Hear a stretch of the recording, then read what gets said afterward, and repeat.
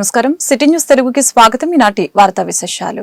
ఈ నెల 9వ తారీఖున వెస్ట్ బెంగాల్ ఆర్జీకల్ కళాశాలలో పీజీ వైద్య విద్యార్థిపై ఘోరంగా అత్యాచారం చేసి హత్య చేయడం చాలా బాధాకరమని నర్సరావుపేట మాజీ శాసనసభ్యులు గోపిరెడ్డి శ్రీనివాసరెడ్డి తెలిపారు. ముందుగా దీనిని తీవ్రంగా ఖండిస్తున్నట్లు తెలిపారు.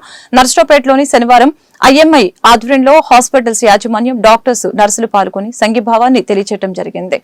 ఈ సందర్భంగా గోపిరెడ్డి శ్రీనివాసరెడ్డి మీడియాతో మాట్లాడారు. అత్యవసర సేవలు తప్ప మిగిలిన అన్ని సేవలకి స్వస్తి పలికి రేపటి వరకు హాస్పిటల్ సంపూర్ణంగా బంద్ చేయడం జరుగుతుందని తెలియజేశారు. ఆగస్టు 9వ తారీఖు జరిగిన ఆర్జీకల్ హాస్పిటల్లో ఒక పీజీ వైద్య విద్యార్థిని మీద జరిగిన అత్యాచారం, అలానే ఆ విద్యార్థిని చనిపోవడం, చంపేయడం చాలా బాధాకరమైన విషయం. దీన్ని తీవ్రంగా ఖండిస్తూ నర్సరావుపేట ఐఎంఏ ఆధ్వర్యంలో ఈరోజు హాస్పిటల్లో యాజమాన్యం, డాక్టర్స్, అట్లానే నర్సింగ్ స్టాఫ్ ప్రతి ఒక్కరూ కూడా ఈరోజు విద్యార్థినికి సంఘీభావం తెలుపుతూ ఆమె ఆత్మ శాంతి చేకూర్చాలని ఆ కుటుంబానికి ప్రగాఢ సానుభూతి తెలియజేస్తూ సంఘీభావం తెలియడానికి గొప్ప ర్యాలీ అంబేద్కర్ విగ్రహం నుంచి కలెక్టర్ ఆఫీస్ వరకు కూడా ఐఎంఏ నర్సరావుపేట ఆధ్వర్యంలో జరగడం సంతోషంగా ఉంది. ముఖ్యంగా ఈ రోజు అంతా కూడా ఐఎంఏ అత్యవసర సేవలు తప్ప మిగిలిన వాటన్నిటికీ కూడా స్వస్తి పలికి రేపటి వరకు కూడా పూర్తిగా హాస్పిటల్స్ అన్ని కూడా బంద్ చేసి ఈరోజు ఈ యొక్క అత్యాచారం చాలా దారుణంగా జరిగింది. ఒక డాక్టర్ గా పనిచేస్తూ డ్యూటీలో ఉన్న వైద్య విద్యార్థినికి ఈరోజు ఒక సెక్యూరిటీ లేక చనిపోవటం, కావాలని దుండగులు దాడి చేసి అత్యాచారం చేయటం చాలా ఖండించదగ్గ విషయం ఈ దేశ చరిత్రలో. ఈరోజు ముఖ్యంగా ఇక్కడ 3-4 విషయాలు చర్చించాలి. డ్యూటీలో ఉన్న ఒక వైద్య విద్యార్థినికి కనీసం వసతులు కూడా కల్పించకపోవడం చాలా బాధాకరమైన విషయం. కనీసం ఒక నిద్రపోవడానికి, రెస్ట్ తీసుకోవడానికి ఒక రెస్ట్ రూమ్ కానీ, లేకపోతే ఒక డ్యూటీ రూమ్ కూడా లేకపోతే ఆయన సెమినార్ హాల్లో నిద్రపోవడం అనేది చాలా బాధాకరమైన అంశం.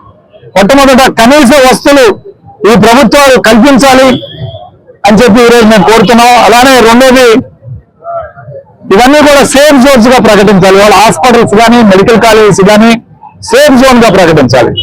ఒకవైపు అత్యాచారం జరిగి వైద్య విద్యార్థిని చనిపోతే నిన్న ఆగస్టు 14వ తారీఖున మళ్ళీ అదే హాస్పిటల్లో దాదాపు 200 మంది దుండగులు పోయి దాడి చేసి హాస్పిటల్ని పగలగొట్టే కార్యక్రమం, అక్కడున్న సాక్ష్యాలని చెరిపివేసే కార్యక్రమం.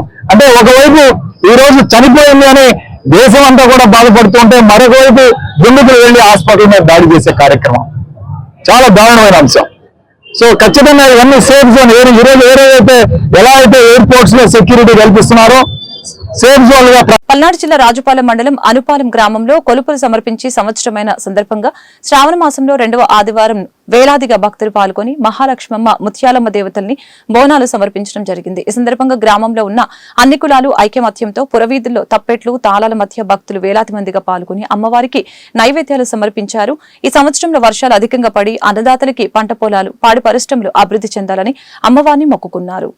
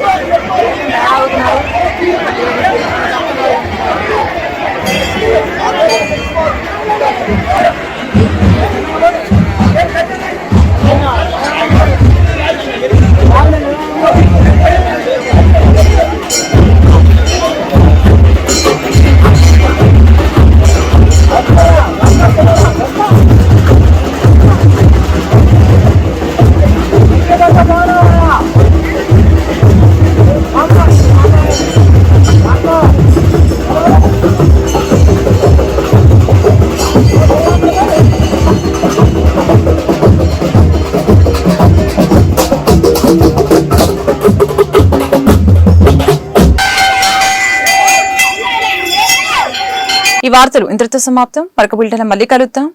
నమస్కారం.